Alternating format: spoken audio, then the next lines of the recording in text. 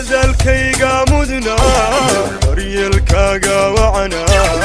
inagoo isku duubaniyo ducaada waalidkeeniyo deeqda rabbi baa lahaa damaashaa